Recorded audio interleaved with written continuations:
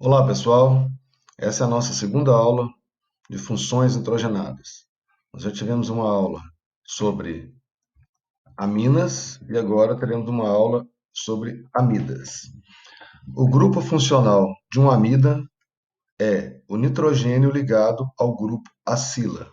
Esse é o grupo acila, uma valência livre no carbono da carbonila. Quando o nitrogênio está ligado a esse grupo, ou seja, quando o nitrogênio está ligado diretamente ao carbono de uma carbonila, nós temos a função amida. A nomenclatura.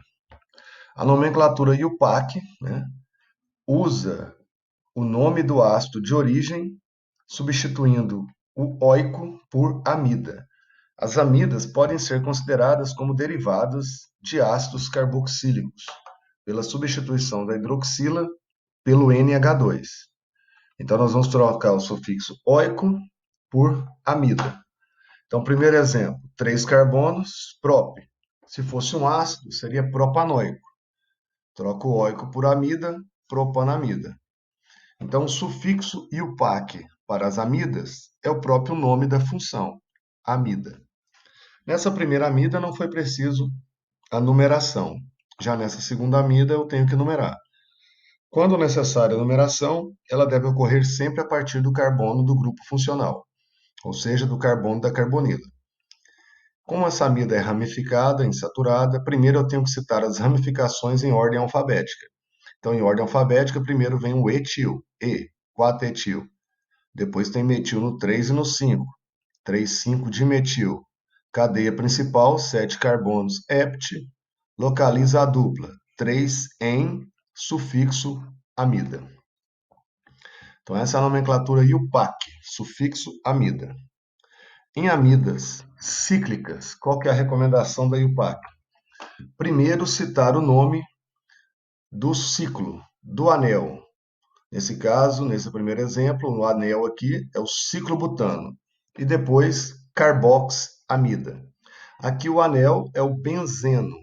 Depois, carboxamida. No caso da amida aromática, existe uma outra nomenclatura não sistemática aceita pelo IUPAC, que é benzamida. Essas nomenclaturas com benz, elas são muito utilizadas pelo IUPAC, são muito utilizadas em química, né?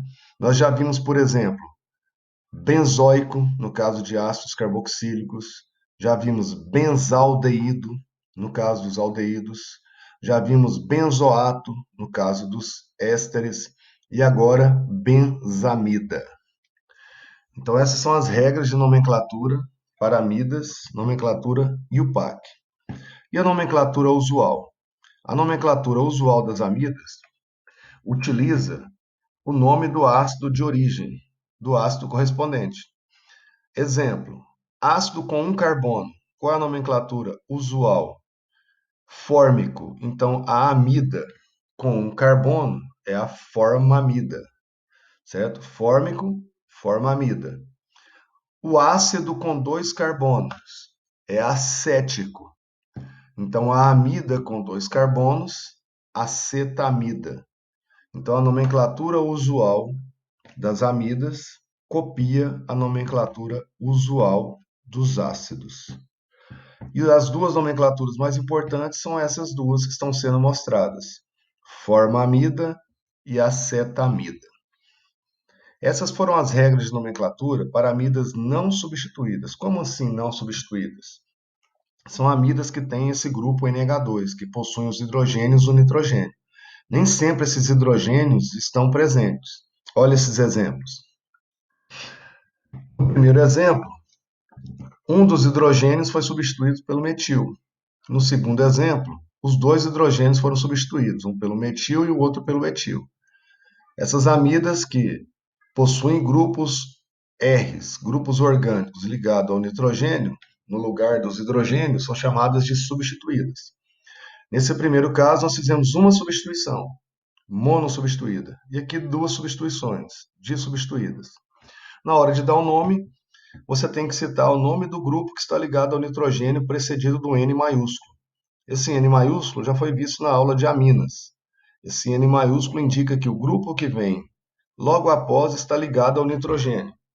Então eu tenho aqui a pentanamida, só que com metil no nitrogênio. Então, para indicar isso, o N maiúsculo. Então, N-metil pentanamida. Quando os grupos são diferentes, você tem que colocar os grupos em ordem alfabética. N-etil, N-metil, benzamida. No caso de grupos iguais, você vai usar o prefixo de quantidade di, por exemplo, dietil, dimetil, e tem que repetir o N duas vezes. N, N, dimetil. N, N, dietil. Então, essas foram as regras de nomenclatura para amidas. Agora, a utilização. Qual é a amida importante, turma? Principal amida do cotidiano. A principal amida do cotidiano é a ureia, ou metano-diamida. É um sólido branco cristalino muito solúvel em água. O nome ureia vem de urina. A urina é rica em ureia. O metabolismo dos mamíferos utiliza, né, a liberação de ureia para liberar o excesso de nitrogênio do nosso organismo. Um adulto chega a liberar 30 gramas de ureia por dia pela urina. A ureia é importante na fabricação de adubos, na fabricação de suplemento alimentar para o gado e na produção de cosméticos, principalmente hidratantes. Semelhante à glicerina, a ureia tem uma grande capacidade de reter água, devido aos grupos NH2 e a carbonila que estabelecerão com a água ligações de hidrogênio. Então, essas são as principais utilizações da ureia. Eu aconselho a você memorizar a fórmula da ureia.